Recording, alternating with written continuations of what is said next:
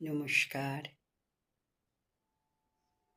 ঠাকুর, মা, স্বামীজিকে আমরা প্রণাম জানাচ্ছি। প্রণাম জানাচ্ছি আমাদের গুরুদেবকে। নমস্কার জানাচ্ছি উপস্থিত সকল দর্শক বৃন্দকে। আজকে আমরা শ্রী শ্রী রামকৃষ্ণ কথামৃত থেকে পাঠ করছি। ওস্তাদ মহাশয়, কি উপায়ে তাকে পাওয়া যায়? শ্রীরামকৃষ্ণ। ভক্তি সার। ঈশ্বর তো সর্বভূতে আছেন, তবে ভক্ত কাকে বলি? যার মন সর্বদা ঈশ্বরেতে আছে, আর অহংকার অভিমান থাকলে হয় না।